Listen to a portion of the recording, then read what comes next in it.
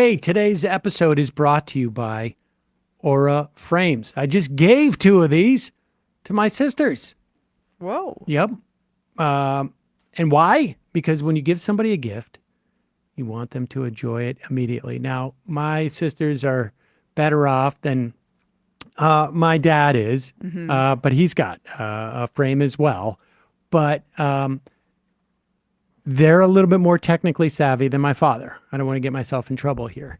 But the point is with these digital frames is that so many times you give them as a gift, and particularly with your folks, they can't plug it in, they unplug it, whatever, it's a problem, it doesn't start up right. The beauty of Aura frames is that you can load these pictures onto the frame before you even give it to them, before they even set it up, before it's even out of the box. That's the beauty of Aura frames. And in addition, they're also very good looking frames. What happens is you start by downloading the Aura app for free. And it takes no time to get the frame ready. You can either use a code on the box or a QR code on the box or a link. Then you preset the Wi-Fi on the frame through the app, upload the pictures beforehand. So all you got to do is ask your folks, what's the name of your Wi-Fi? What's the name of the password? I will wait while you go find it in the notebook that you stuck in your kitchen drawer. Same with your grandparents, I guess. And then all they have to do is literally unbox it and plug it in. The Wi-Fi connects.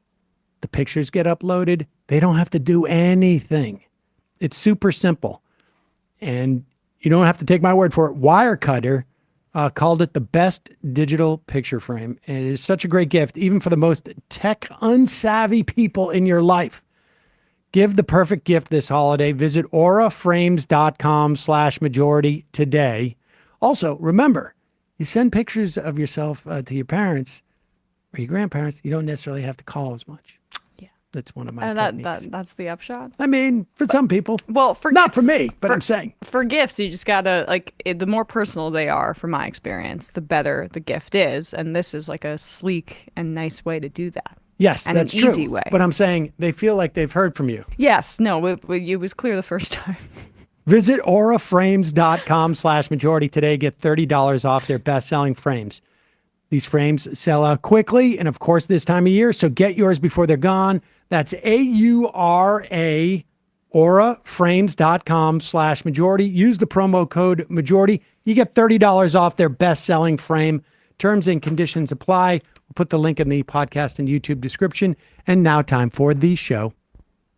The Majority Report with Sam Seder. The destiny of America is always safer in the hands of the people than in the conference rooms of any elite. Sam Seder. They are unanimous in their hate for me, and I welcome their hatred. We must guard against the acquisition of unwarranted influence, whether sought or unsought, by the military-industrial complex. The Majority Report with Sam Seder. If I get the feeling you've been cheated.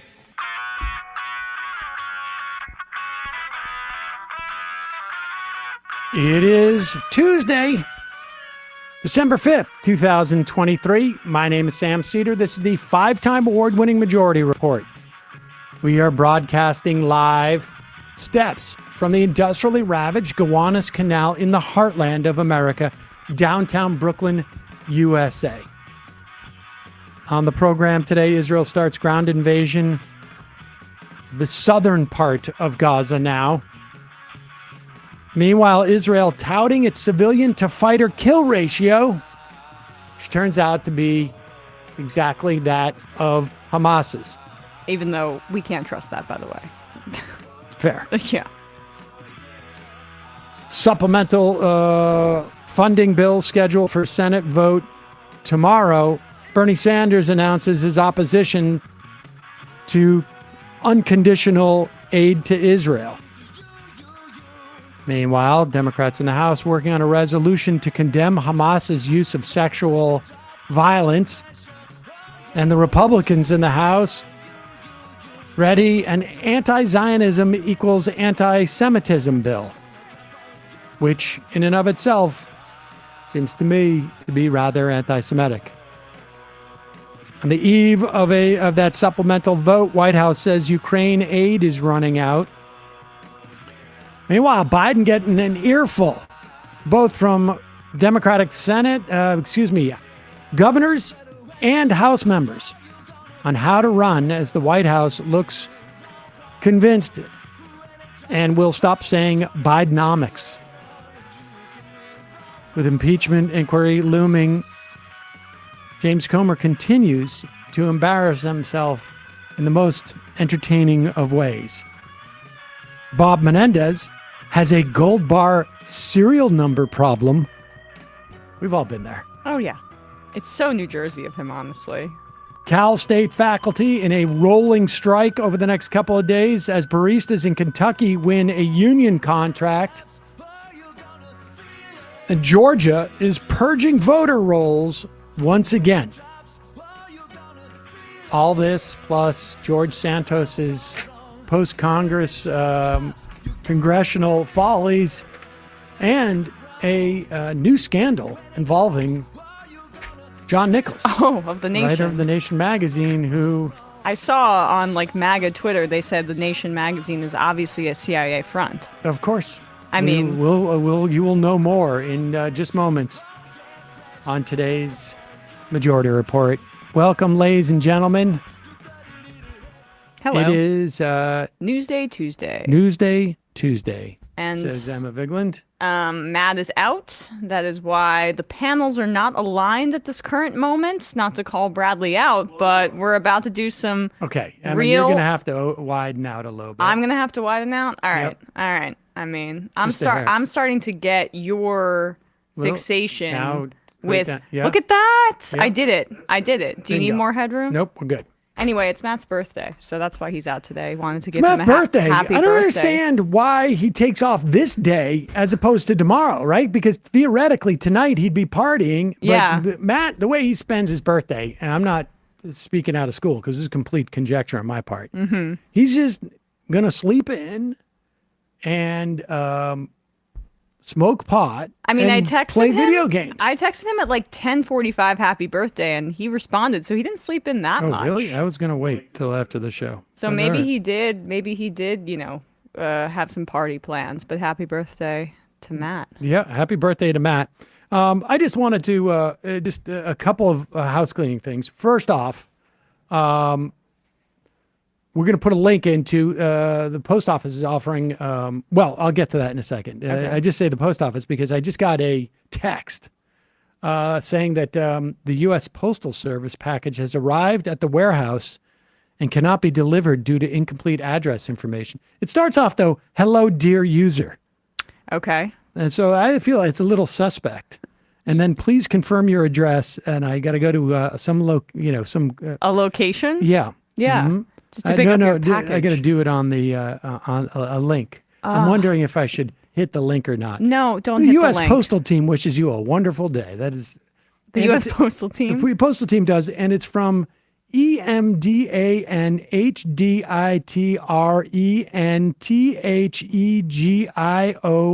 EMDANHDITRENTHEGIOI@gmail.com. What does that spell? I have no idea. Scam. It's scam. Yeah, but I wish they gave you a number so you could at least call. I know That'll it. just give you a virus. I know. I hate modernity. All right, let's a couple of things. One, there's the U.S. Postal Service is offering free tests again. You can just simply go there. We put the link in free COVID tests and get 4 of them free. You may feel like you don't need them now, but if you feel like you might have COVID, you need them, and they're $20 a pop. Yeah. I mean, I get some free from my kid occasionally. They come. He doesn't pay for them, saying like they give them to him at school, but. If you buy them on your own, they're like, you can't get maybe $15 some places, $12, but so go get you 4 free right now. But where did I find that out? I found that out on our Discord channel Whoa. at majoritydiscord.com. And I have an announcement to make. The Majority Report Discord channel now has 10,000 members. What?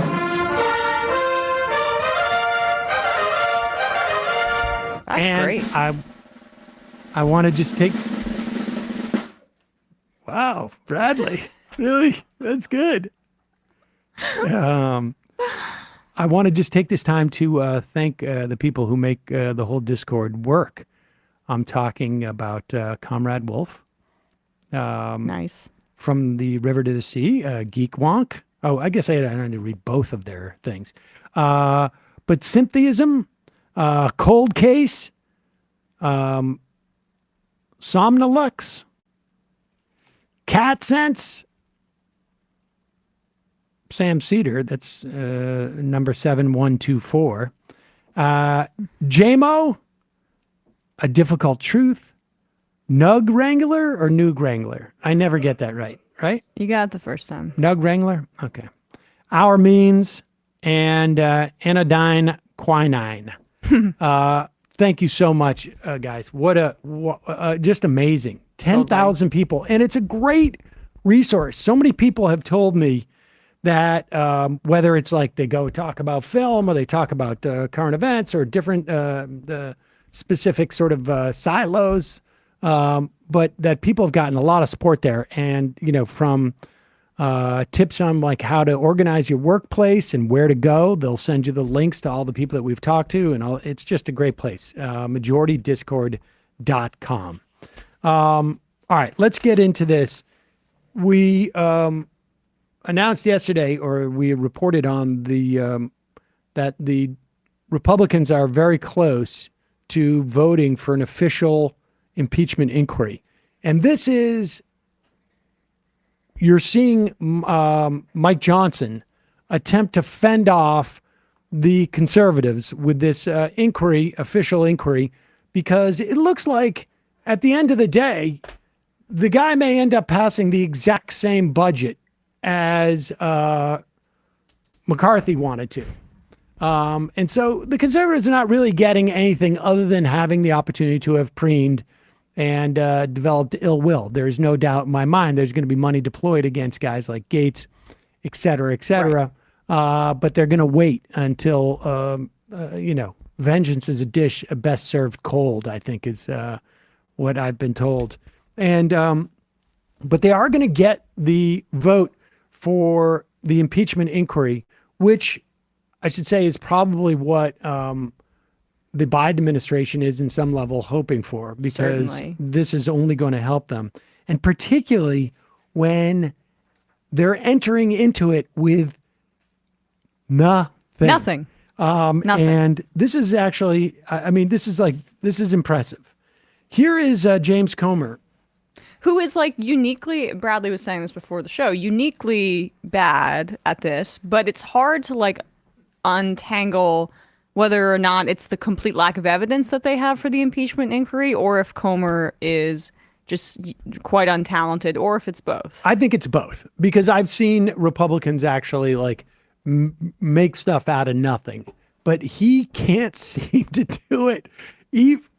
Even on Rob Schmidt tonight. This, of course, is on Newsmax.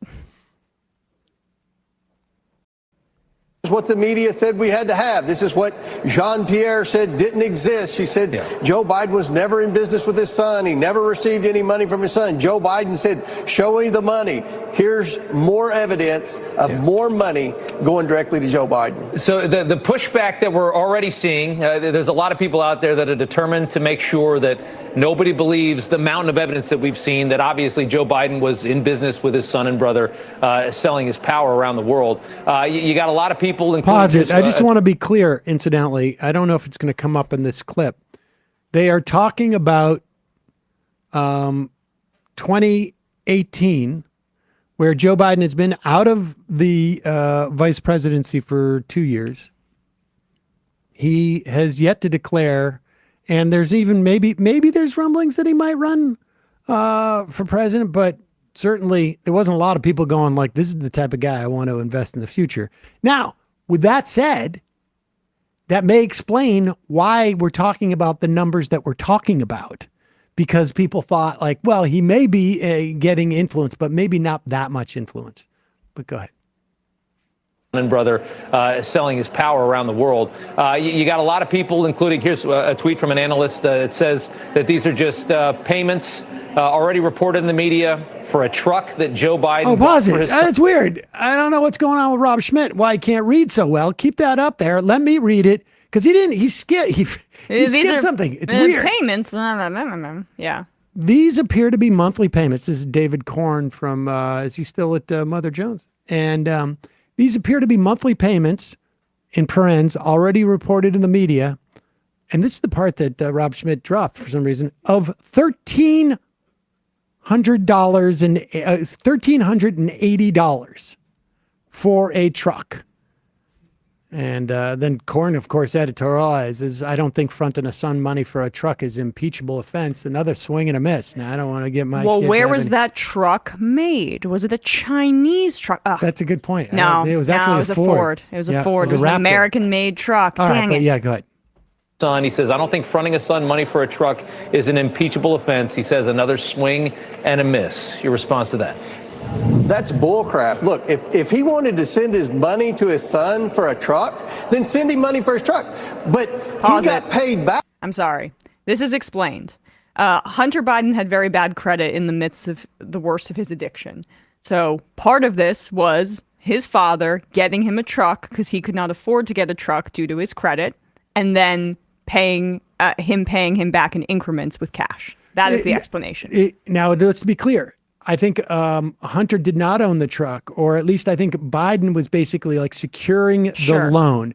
So what Hunter's doing, I mean, this is embarrassing for, I mean, it's going to be a little bit embarrassing for them, but he's paying him off the payments.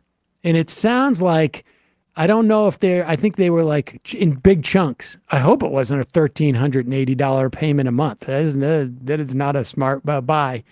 And then Hunter apparently had enough money and took over the lease or whatever it was, or the payments, and then returned the truck. He only had it for a year because he can't get his stuff together. But all right, so that's what they're talking about. But this is, Comer's got a really interesting theory. Just give him a truck instead of doing this whole money going back and forth thing. Right. Yes. Your response to that?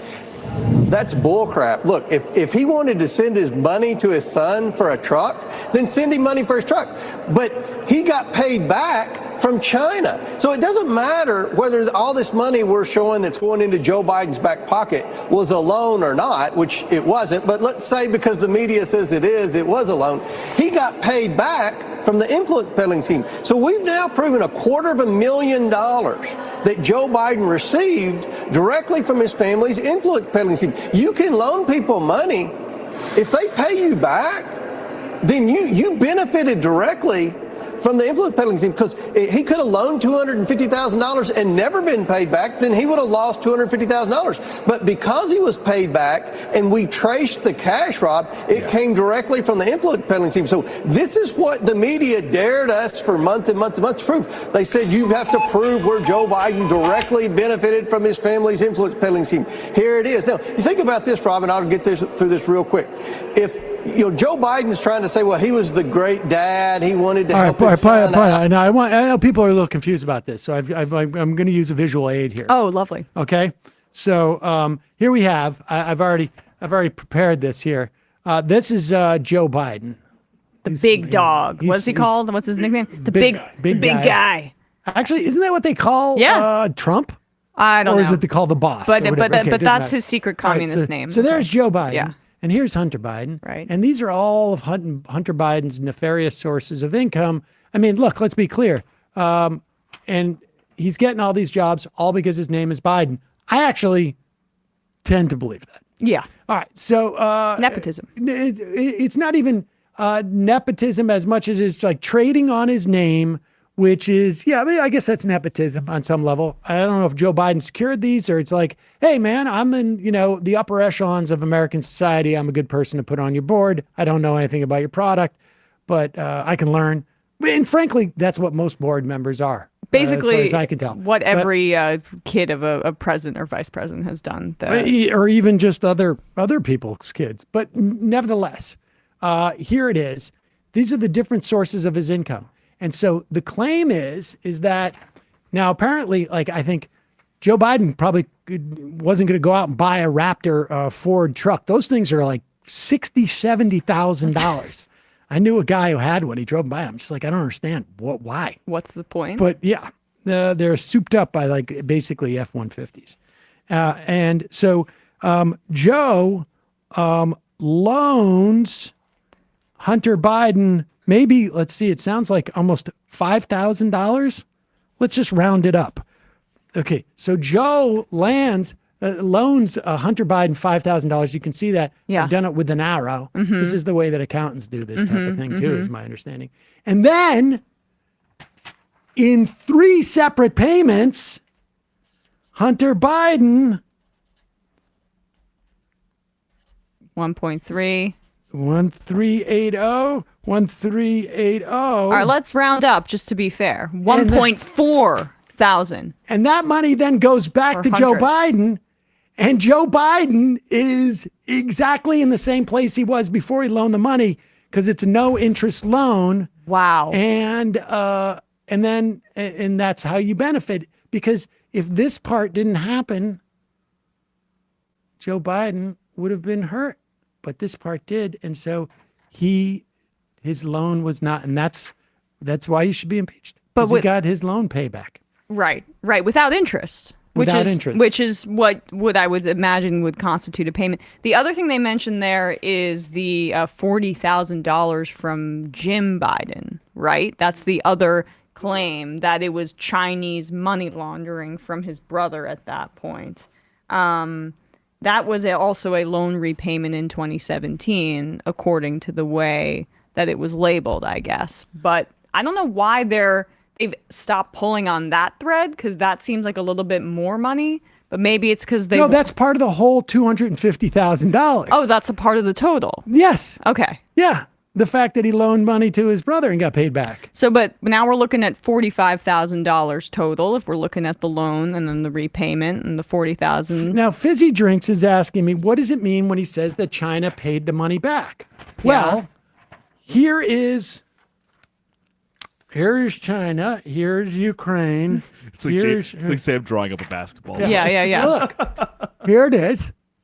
Here's China paid Hunter Biden for whatever it is that Hunter Biden did just by being himself. And then Hunter Biden took some of his money and repaid back. So this is what is known as a influence spending scheme.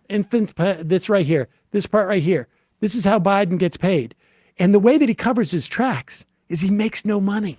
That's so interesting. Because then if you actually make no money off of the deal, they can't ever track you. And what's so disgusting about that is that Joe gives his son $5,000 in green, American dollars. But because Hunter is getting money from China and Ukraine, the dollars or the money that goes back to Biden, it's red like communists, right? So that's why you are able to track it. That's why you're able to understand. Well, that you can also track it because they have just records. Yeah. And this is listen, the best way to get away with a crime is to actually make no money off it or attempt to do anything criminal. Right. And then it becomes impossible for you to be tracked.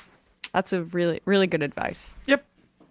So that is going to be Exhibit A at the impeachment hearings. And man, nothing like getting repaid for a loan. You're sitting pretty after you get that money back. Oh, yeah. Although, it is fair to say, what were the chances of getting paid back that $5,000 from Hunter Biden? A little dicey. Maybe you should be impeached for requiring a payback from your kid. Hey, you cheap bastard. Exactly. All right. We'll start. We got some other things to discuss, but that was too funny. Hey, folks, believe it or not, there are other reasons besides doing athletic things in which you might need extra hydration in your daily life. For instance, let's say you're talking for a couple hours a day, right, on a show. You might need some extra hydration. Let's say it's dry out because it's winter. Oh my gosh. You might need some extra hydration. I need that. Maybe you stayed up late, too late. Maybe you've overindulged. It doesn't matter. From Zoom meetings and workouts to long travel days and fun nights, also travel. Liquid IV makes it easy to stay hydrated every day, folks. Every day. That is what I am drinking in these bottles. I have at least one of these every day during the course of the show. You've seen me pour it a million times. 3 times the electrolytes of the leading sports drink, plus 8 vitamins and nutrients for everyday wellness. Liquid IV hydrates 2 times faster than water alone, all in a single package. We literally have them all over there. They're like this big. They have a hydration multiplier, comes in 3 delicious sugar-free flavors now. White peach, green grape, and my fave, lemon lime right here. A proprietary 0 sugar hydration solution with no artificial sweeteners. They had trouble figuring that out. That took a while because you got to figure out how to hydrate without any sugar. And I'll tell you, it's fantastic. And I am getting harassed to get people the Which one? The no sugar ones. Well, people it's like the very, sugar-free. it's very good. And when I had COVID and when you're sick and it's hard to hydrate, this was amazing for me. I'm on this every day. And then when I travel, forget about it. 1 stick of liquid IV in 16 ounces of water hydrates better than water alone. It is non-GMO and free of gluten, dairy, and soy. They replace sugar with a proprietary amino acid allulose blend. Allulose is a naturally occurring sweetener with the same sweet taste and texture that you can expect from table sugar, but it doesn't have sugar. Grab your Liquid IV Hydration Multiplier sugar-free in bulk nationwide at Costco, or you can get 20% off when you go to liquidiv.com. Use the code MajorityRep at checkout.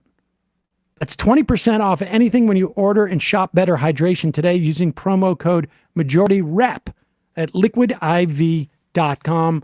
Again, I've used that stuff for now, I don't know, 5 or 6 years. I've been drinking this, like one of these a day. It's great. So I keep, looking so peppy and healthy.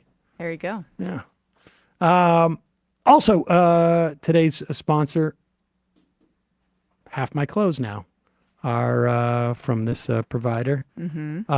Always difficult for me to find nice clothes that are durable, that I can travel with, that I'm comfortable in. And I found it. Rhone.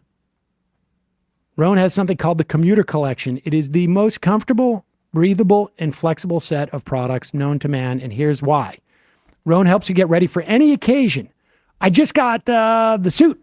Well, I got the coat and the pants together. I think they sell it separately, but put it together. It's a suit. Rhone helps you get ready for any occasion with the Commuter Collection. Like I say, comfortable pants, dress shirt, quarter zips, and polos, and I don't know why they don't mention this, suit coats. Oh, nice. Yep. Yeah. I'm just taking it in. I'm going to get it taken in a little bit around the waist, I'm happy to say. But great for travel. Yep. Oh, amazing. Rhone, these Commuter Collection that Rhone has a 4-way stretch fabric, provides you breathability and flexibility. It leaves you free to enjoy what life throws you. Doesn't matter if it's a commute. Doesn't matter. I've been to nice like dinner functions and, sadly, like a wake. I don't go to weddings. I just go to funerals. Oh. But whatever. Okay. The point is, it looks nice in both circumstances. Good. It's time to feel confident without the hassle. Rhone's wrinkle release technology. Wrinkles disappear as you stretch and wear the products. It's that easy. You hang them up out of the laundry. A tiny bit of wrinkles. By the time you start wearing it, gone. With Gold Fusion anti-odor technology, you're going to be smelling fresh and clean all day. On top of that, again, Rhone is 100% machine washable, so you save on your dry cleaning.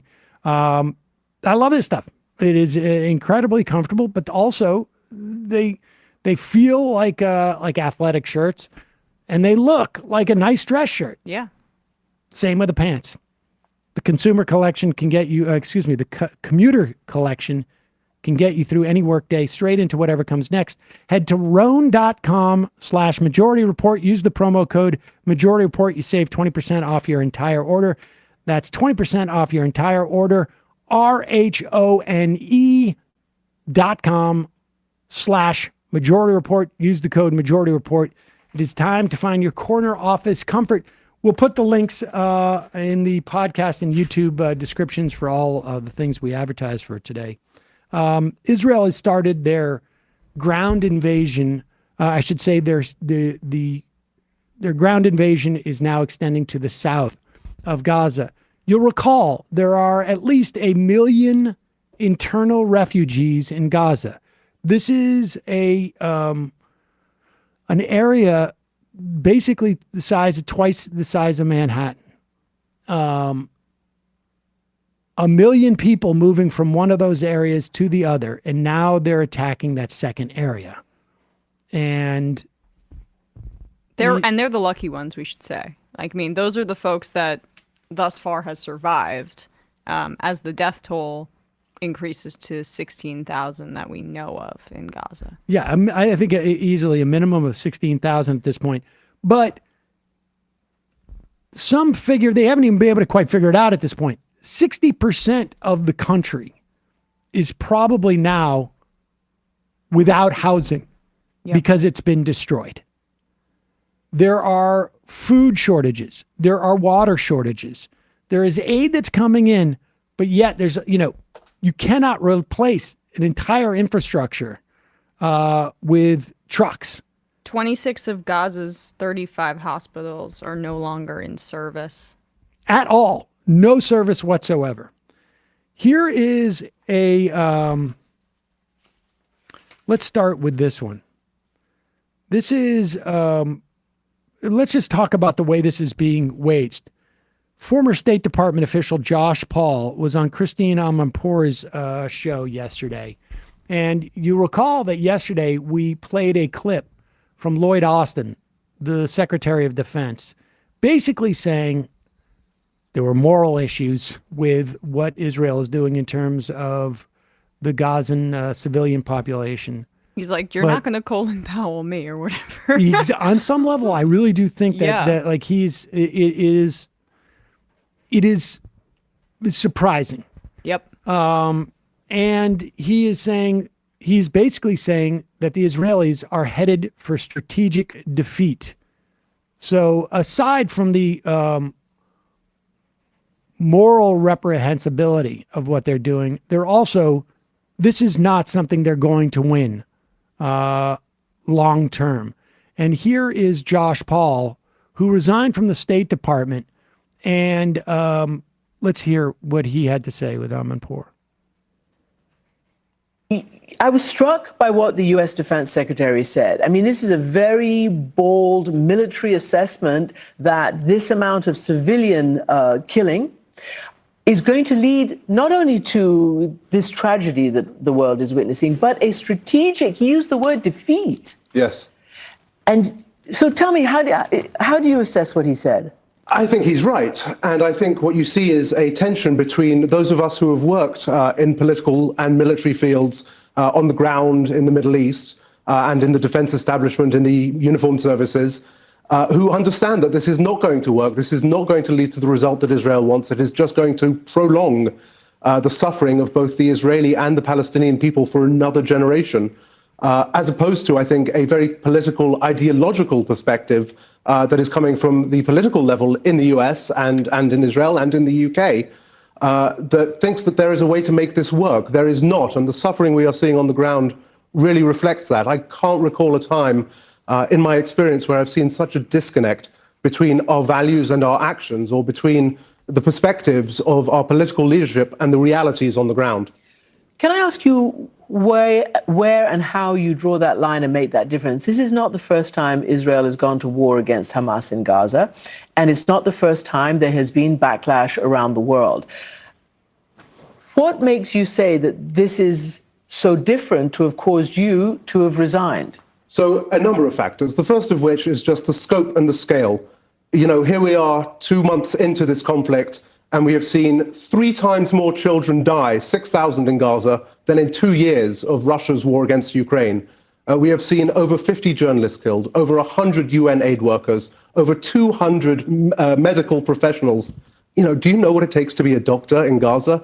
We've interviewed a lot of them, and it's a terrible situation for them. The scale of the loss has been astounding. And of course, my role in the State Department involves approving many of these major arms transfers that are going to Israel right now, that are enabling this killing. But this is American policy. It's not like these are rogue transfers. This is American policy, bipartisan, decades long. Israel is America's strongest ally in the Middle East, and America provides the most aid in the world to Israel, and obviously to Egypt as well, but in general to Israel. Again, what is so unscrutinized about this? What was so different that made you resign publicly? Well, in all the arms transfers I've been a part of discussing before, including to Israel, there has always been space for discussion and debate. You can raise concerns about how are these arms going to be used. Do we have confidence that laws of war, laws of proportionality are going to be respected? Do we have concerns about some of the units that these arms might be going to and their track records? What was different here was that there was no discussion. There was no space for that discussion. There was simply an approach of essentially the barn doors are open, and that remains the case. The Wall Street Journal reported just in the last couple of days that America has transferred over 4,000 dumb bombs to Israel, several thousand guidance kits, and 45,000 artillery shells. So the barn doors remain open, and while I'm certainly encouraged to hear what Vice President Harris said, what Secretary Austin has said, for as long as those barn doors remain open, I don't know why Israel would take those warnings seriously. Yeah, I mean, I think that's the bottom line. You've got a guy who subscribes to U.S. policy, obviously, just says that the mechanisms have been essentially completely disregarded. The idea of even assessing what Israel has done has been thrown out the window. And he's begging, it sounds like, members of Congress to condition this aid so that they can impose those assessments. He mentioned there, too, though, that even without the aid package going through Congress, the Biden administration has already been transferring weapons to Israel under, the powers of the executive that I would say are dubious, but have been consistently done for the past few decades, ramped up. I guess it's the AUMF, right, that allows him to do this? I don't even know, to be honest, on what authority they do that. I mean, there's theoretically some type of backlog with the $3 billion. Very rarely is it a situation where they just transfer, here's a check for $3 billion. It is, you now have an account at this arms manufacturer and this arms manufacturer, and they'll send you this amount of things and those amount of things. I can't help but imagine that there is within the Pentagon budget sort of a slush fund for some of these things, and that part of this, $14 billion that they're looking for Israel will go back to replenish stuff that they have already sort of advanced to Israel. But Bernie Sanders has come out and basically said, I'm okay with the first 4, which apparently he perceives as being purely defensive in terms of the Iron Dome. The next $10 billion should be conditioned. It's unlikely that he's going to be joined by many votes against what the Senate is planning to vote on tomorrow in terms of the supplemental. That'll also include Ukraine aid. I think $60 billion for Ukraine aid, and then maybe some money for the wall as a way of getting that through, and then some domestic spending, not too much. But this is, this is pretty damning, and it definitely feels like there is a part of the state and defense apparatus within the U.S. government that is at least attempting to push back on this. Ben from Ohio says it's only a strategic loss for Israel if you accept that its goal is to actually eradicate Hamas, which we know it isn't. Israel actually depends on continued future blowback to continue their ethnic cleansing project. And I think the idea that this is about eradicating Hamas and any type of long-term solution is completely blinkered. Yeah. I mean, first and foremost, it is about Bibi Netanyahu staying in power and staying out of jail. I think you mentioned right before the show, right? Basically Netanyahu has been trying to delay the corruption trial proceedings and the inquiry into that for years at this point. He used COVID as an excuse before. And then just now, I read on Al Jazeera that his lawyer has successfully petitioned to get the hearings on that down from 3 a week to 2 because of how preoccupied Netanyahu is with, the war crimes in Gaza.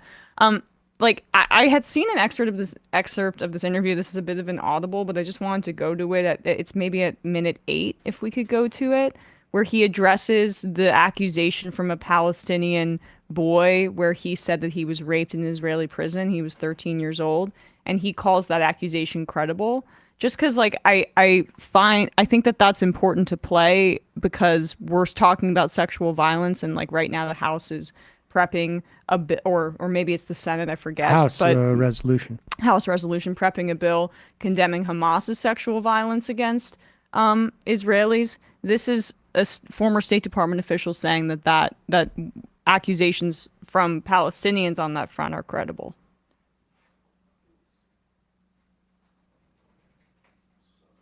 It's okay. I sprung this on. Arms transfers and talking about the inhumanity that's happening in Gaza that's rising to an intolerable level. I think what happened on October 7th was an absolute atrocity, was 1,000 atrocities.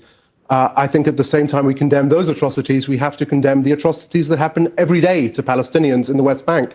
You mentioned sexual violence. I was part of the human rights vetting process for arms going to Israel, and a charity called Defense of Children International Palestine drew our attention at the State Department to the sexual assault, actually the rape of a 13-year-old boy that occurred in an Israeli prison in the Mosque Bia in Jerusalem. We examined these allegations. We believe they were credible. We put them to the government of Israel. And you know what happened the next day? The IDF went into the DCIP offices and removed all their computers and declared them a terrorist entity.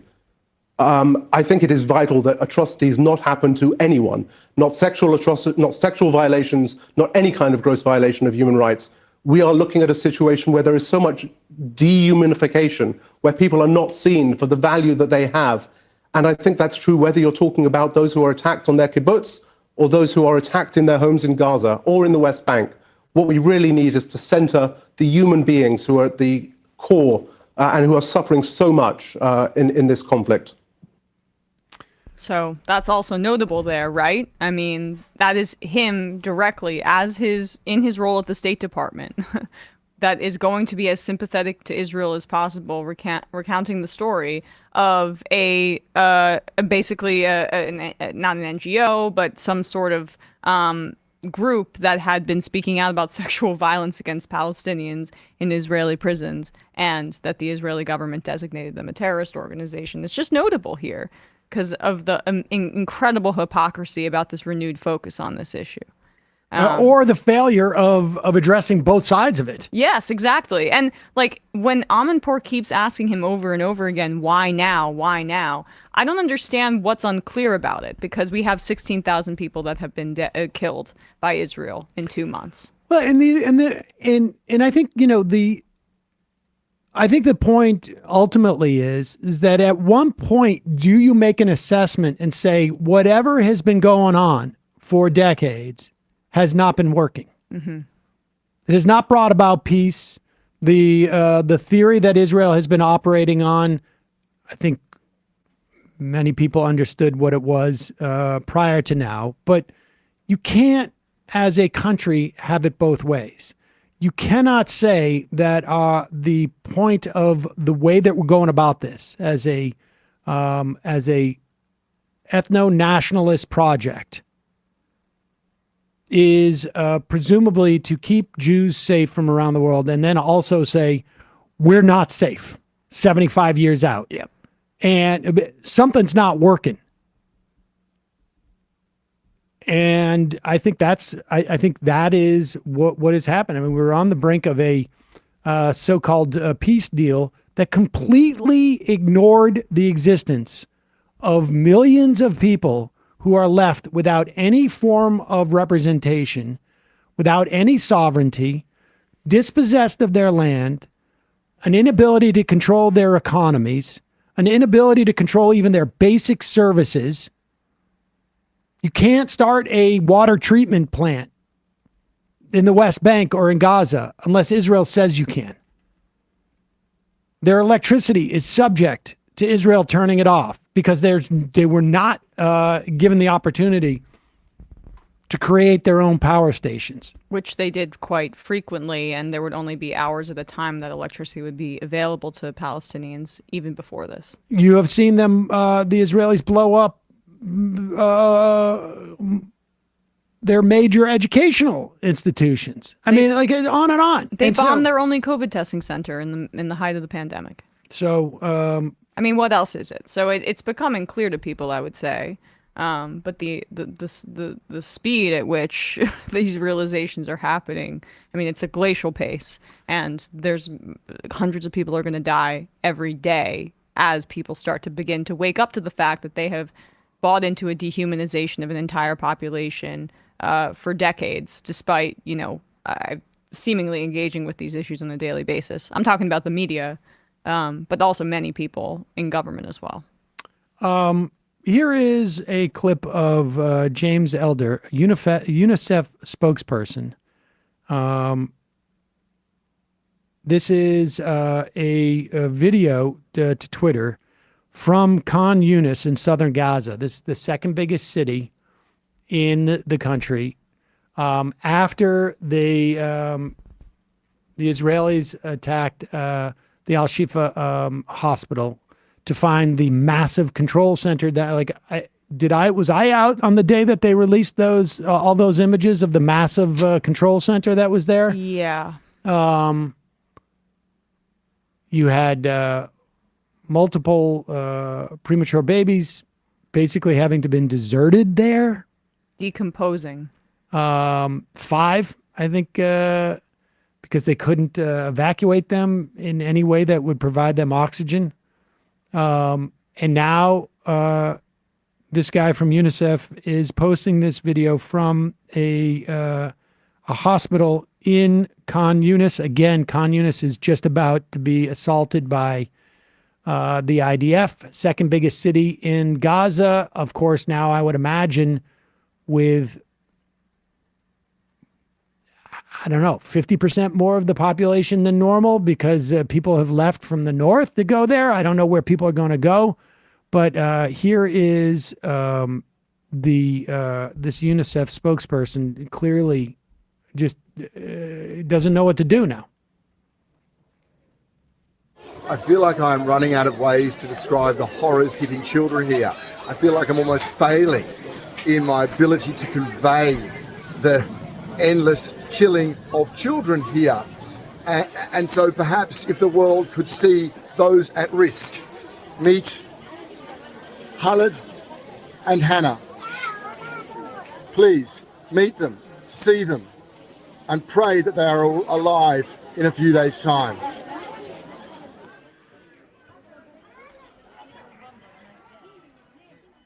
Just horrible. It's UNICEF. This is not I don't think they're on the terror watch list or whatever it is. I mean,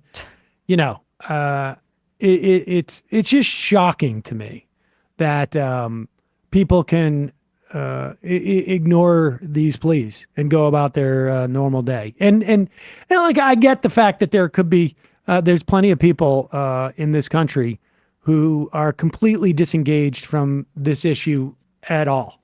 I mean, I don't. Our majority are probably mostly disengaged. Without a doubt. I mean, this country was completely ignoring for years what we were doing in Iraq, and it was our own military. Yep. And we were killing, responsible for the killing of hundreds of thousands of civilians, if not 1 million civilians, and the displacement of 4 million refugees, half of which were internal, half of which external, at least And people walk about their daily business. But for people who are engaged and to completely ignore these things, it is fascinating to me what has to go on in someone's mind to justify this. And one of those justifications that we hear when, and certainly I hear, in terms of the justification for what Israel is doing is the fact that Hamas targets civilians and Israel doesn't. And we keep hearing over and over again how much the Israel forces, like no other military, do they exert?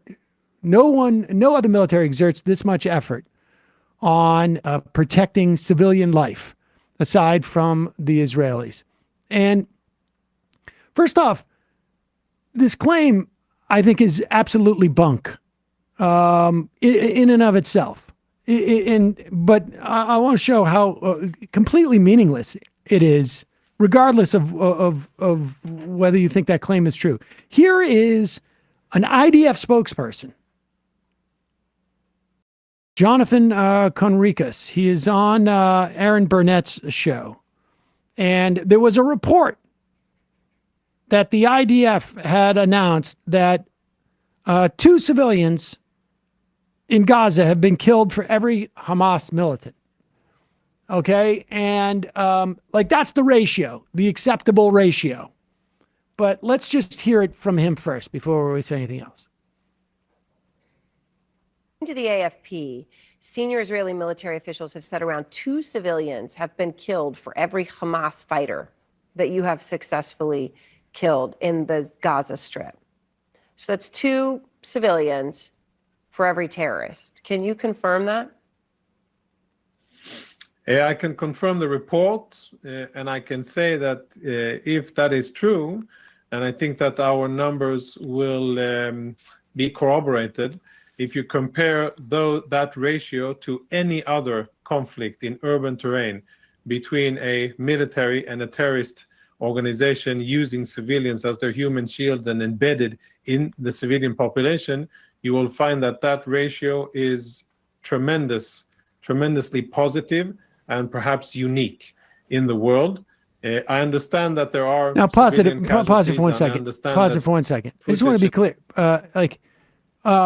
Let's just for the sake of argument,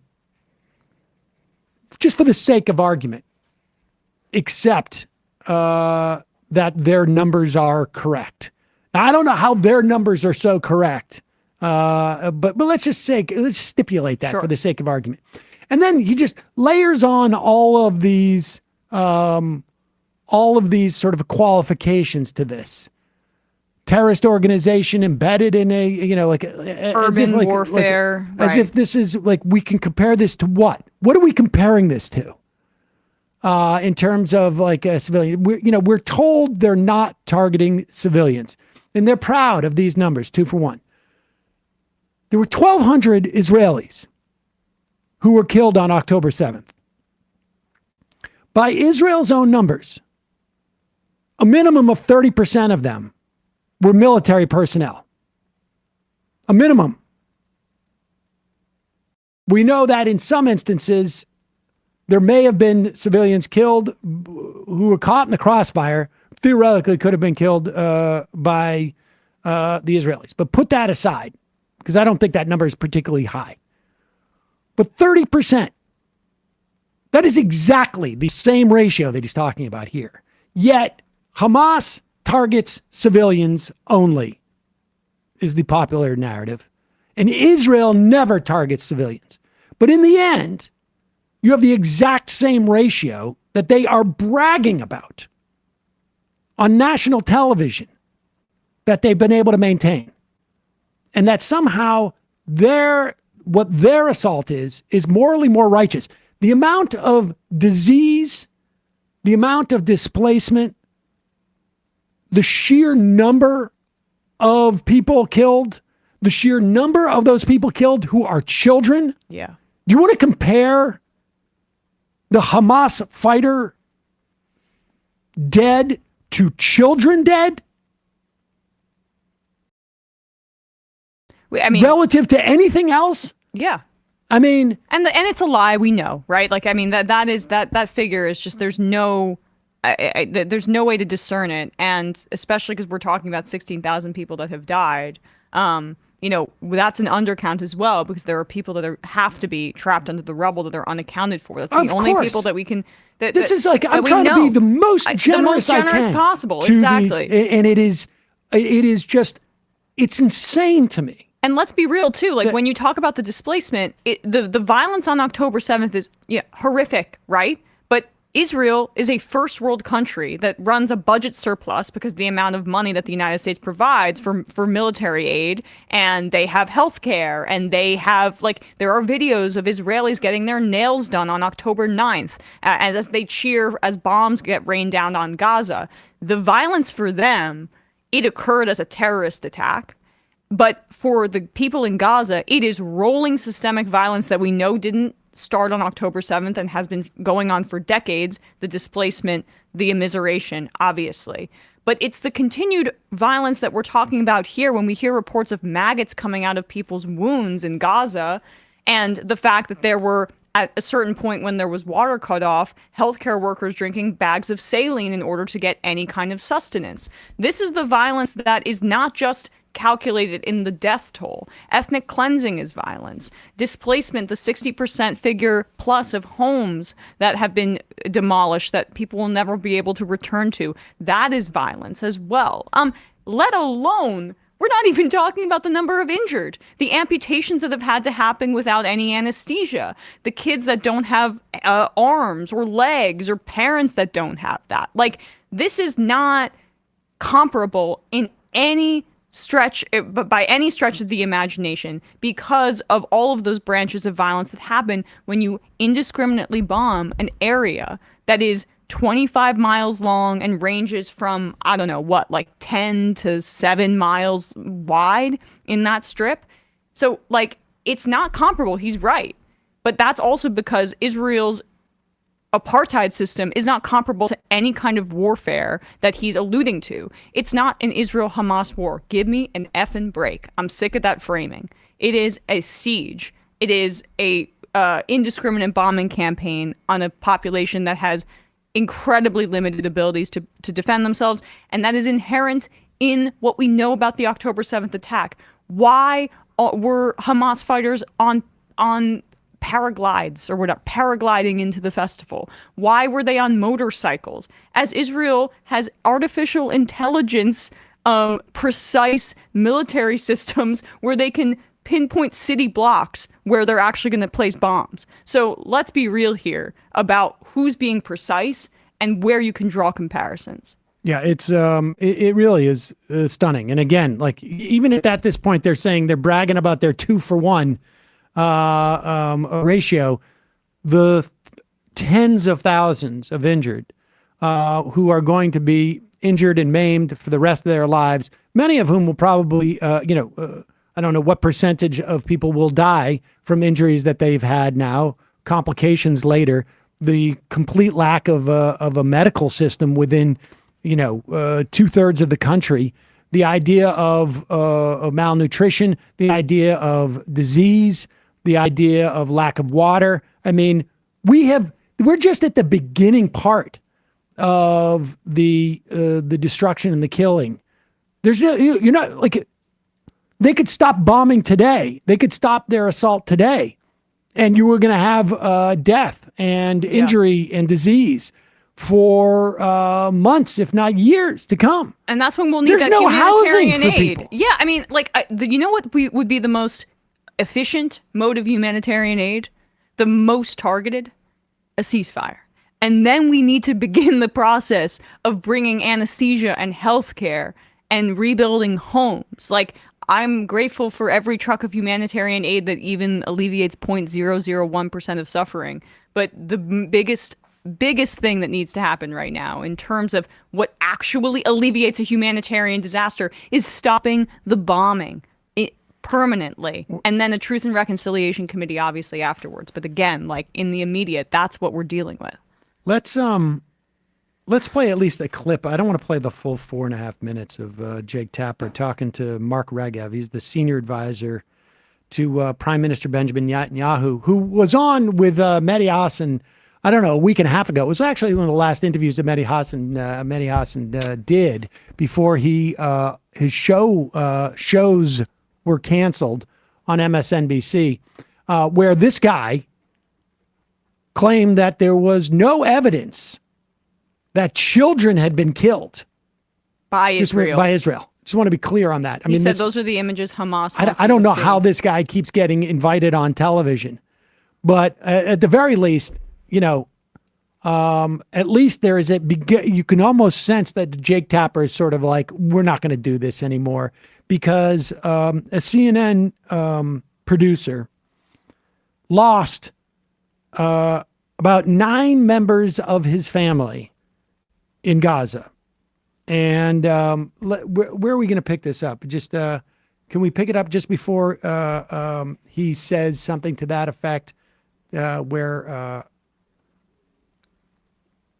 I mean, it gets a little heated at a certain point because Tapper takes issue with the fact that Regev is somewhat like blaming the victims.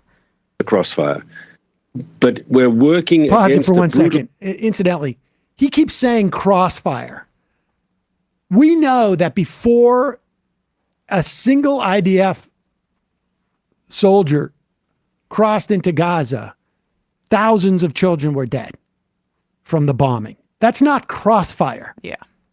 That's not crossfire.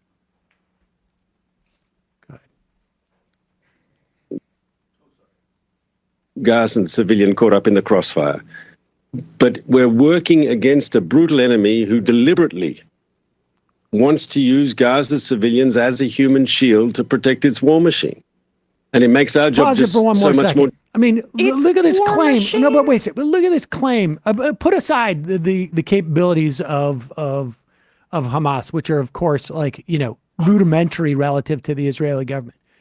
But how can you continue to claim, with well over half of the population displaced, that they are using them as human shields? They are not where they were before. How do you even make this argument? You're simply saying their very existence means that they're human shields. How could this argument not be applied to any civilian population anywhere?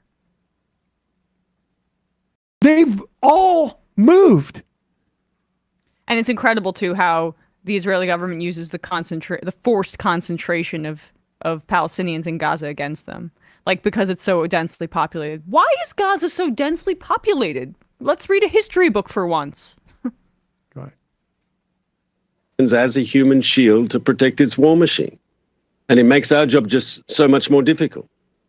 But I think, and I've seen the numbers, and I can't share with you yet, but when this is over, we can have a serious discussion when the fog of war is behind us. But I am convinced, though every single civilian death, and especially children, is a tragedy, and we don't want to see it, in comparative numbers, if you compare Israel to perfection, of course we'll fall short. But if you compare Israel to other Western armies who've been fighting terrorists in built-up... Pause it, I'm so sorry. If you compare it to other conflicts, you want to compare it to a Western conflict right now, you can. You can look up that within the first, 30 days or something like that, the Israeli government killed more children than the entire war in the Russian-Ukraine war, right, with Russia's invasion of Ukraine. So there are quite comparable statistics that you could use in this point, but keep going. But if you compare Israel to other Western armies who've been fighting terrorists in built-up urban areas, I think Israel will not come out badly in the comparison. On the contrary, I think it will be seen that the IDF really has done everything that is humanly possible to try to safeguard innocent civilians. It's very hard to believe that, especially on a day when one of our producers lost 9 members of his family who are not members of Hamas, not members of the Palestinian Islamic Jihad, not members of any group, just 9 people just trying to live their lives. First of all, I extend my sorrow to him and my sympathies. But if I saw your report correctly, and please correct me if I say something wrong, That happened in northern Gaza, in Gaza City, where a month ago we already asked all the civilians to leave. And most of them did. If there was like 1,200,000 people there was only a couple of tens of thousands left. And one has to ask, yes, they had ample opportunity to leave. I don't know what happened. I don't have the specific circumstances. I know there's deadly combat going on now in the north, still between these IDF and Hamas terrorists, yes? And we don't want to see anyone caught up in the crossfire, but why didn't they heed the advice and leave the area? You can't blame them. There's now I don't fighting, blame them. But you can't. There's fighting in the south now. Where are? I mean, I've been asking this since October 7th. Where are these people supposed to go?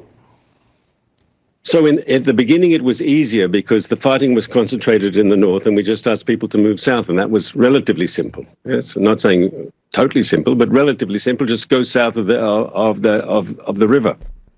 But now we're being more specific because it is more complicated in the south. We've actually designated areas in the south which are safer areas, which are especially, there's a number of them. We've shared the maps with the United States. It's been shared. Oh, it's also good that with the maps are shared with the United States. How is this information being? People can't. It's just leaflets and QR codes. Yeah, it's.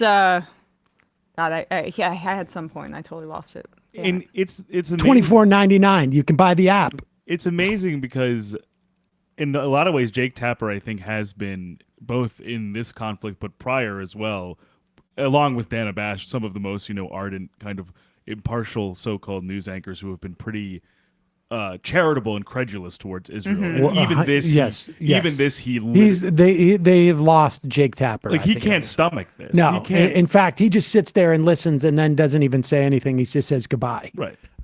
We don't need to watch the rest of this. It's just absurd. But I mean, it's the skepticism I think that we're going to start to see. Hopefully, is going to increase as well. It should. Yeah, and the point I wanted to make actually is when there are photos and reports of what that was like to transfer from the north to the south. They were on foot, like they had to be on foot and take all their belongings with them. They're elderly in wheelchairs, and the IDF walked behind them and said they couldn't look back. Yep. So it's a little it's more complicated now in the South, after we forcibly, made these folks homeless. It's a little more complicated, I guess. All right, we're going to take a break and head into the fun half. Tomorrow on the program, we'll talk about more of the USA with Ian Millhiser. This is the case that could upend the tax code.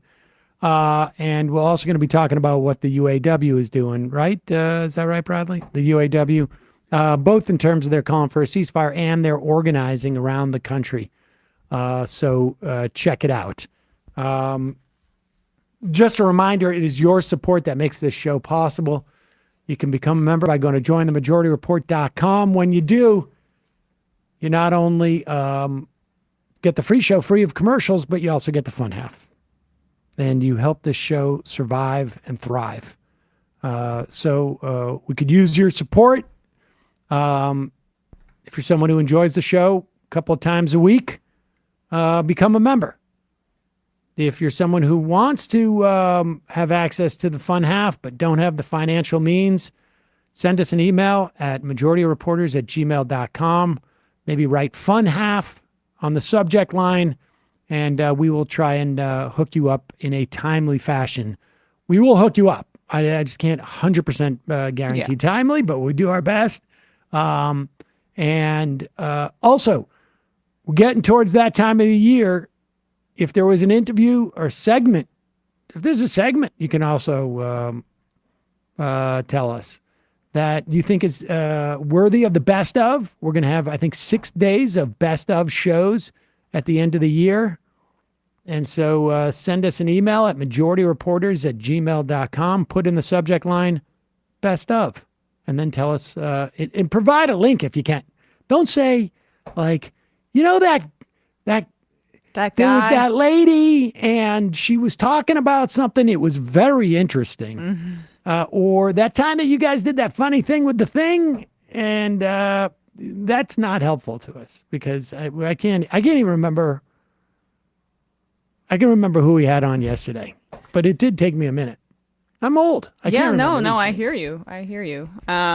That's we had some great interviews this year, so people can vote on the website, right? There's no vote. Oh, you just submit it. Yeah, you submit it, and then we have a Internal committee. vote. A Okay. committee. Gotcha. majorityreporters@gmail.com. Emma, ESVN. Yes, we spoke yesterday about, I made a very passionate case for Tyreek Hill for MVP. We talked about the 49ers cementing themselves as the best team in the NFL. Talked also a bit about the college football playoff controversy and Florida State getting left out. My opinion, though, is that the 4 best teams got in. YouTube.com/ESVN show if you want to yell at me in the comment section. And Left Reckoning, do we have a sense of what's going on over there? Well, Matt's got a birthday today, so Left Reckoning could be off the hook tonight. So it'll be tonight, the new episode. But they did just David and Matt just released part of their reading series of the Communist Manifesto, chapters 3 and 4, 2 days ago. So check that out if you guys would like, and then YouTube.com/Left Reckoning as well as Patreon.com/Left Reckoning for the post game tonight. I think my daughter is reading that right now. Maybe I should get her to be a member of There you Left go. Reckoning. It's nice to hear when your kid's telling you that they're doing it at college. Oh, yeah. Yeah. You had, there was, Can't wait for my daughter to come home. don't tell for Prager. Christmas. Yeah, I gotta check in with Dennis Prager because Yeah. she's gonna start calling me some type of like DNC shill cuck. Right. And I'm gonna have to call into Prager to complain about my daughter at college. It's these college campuses, man. Yep. Say, did you want to say the Sunset Lake thing? Oh yeah. We'll have more on this, but we heard back from Sunset Lake Cebede.com, and they raised $5,000 for Planned Parenthood, and the Majority Report is going to match that Nice. for Planned Parenthood this year. So we'll mention that later, but thanks to Sunset Lake Cebede.com for both all the work they do and for their products, which I enjoy on a regular basis. And for also the support of the show. Yeah, we should also say like people should check out the merch on the website, right? For the Majority Report holiday season. Oh yeah, shop.majorityreportradio.com. We've got new merch. Yep. We got a Whoopsie t-shirt if you enjoy that.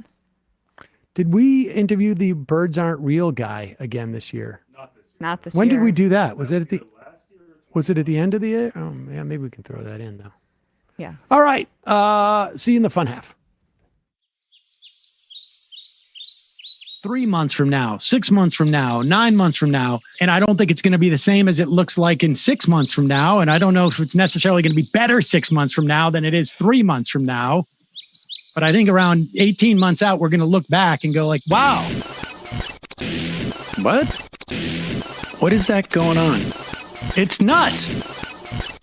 Wait a second. Hold on for a second. The Majority Report. Emma, welcome to the program. Hey. Matt.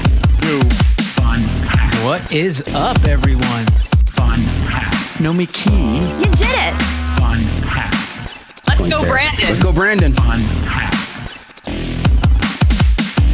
Bradley, you want to say hello? Sorry to disappoint everyone. I'm just a random guy. It's all the boys today. Fundamentally false. No, I'm sorry. Women's Stop talking Oh, for wow. a second and let me finish. Where is this coming from, dude? But dude, you want to smoke this 7A? Yes. Hi, me? Is it?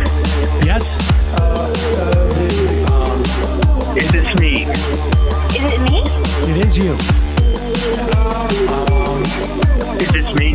Hello, is this me? I think it is you. Who is you? No sound.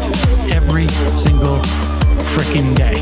What's on your mind? Sports. We can discuss free markets and we can discuss capitalism. I'm gonna go throw up. Who libertarians? They're so stupid, though. Common sense says, of course. gobbledygook. We fucking nailed him. So what's 79 plus 21? Challenge met. I'm positively quivering. I believe 96, I want to say. 857-210-35. 501. 1/2. 3/8. 9/11, for instance. $3,400, $1,900. 654 $3 trillion sold.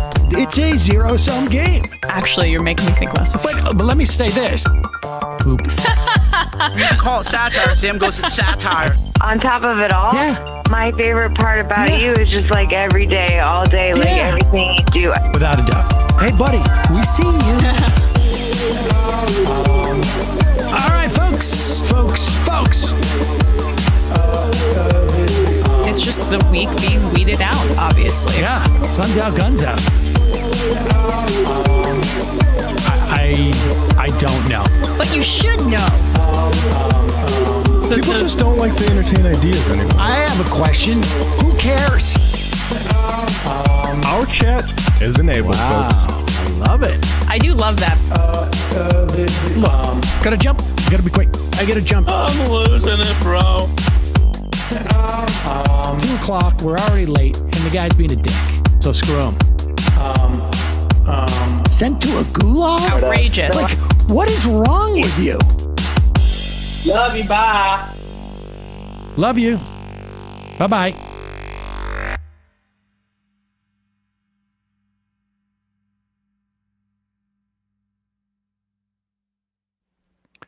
We're back. Rob from Minneapolis. Please, Sam, please don't play the birds aren't real guy in the interview best of 2023. I beg you. Oh, interesting. I guess not. The Flower Bro. Happy birthday, Matt. From the river to the sea. Biden gets no vote from me. Ryan in Cali. Just a small point. Palestinians are Semites, so anything depriving them of rights is anti-Semite. Silly conservative. The nation is almost 100 years older than the CIA. The CIA is a nation plot. Well, I mean, about the anti-Semite point, I've seen that online. I don't really know how helpful that is because everyone really understands when you're talking about anti-Semitism that it means anti-Jewish hatred. So to be, I don't like. We're not gonna. This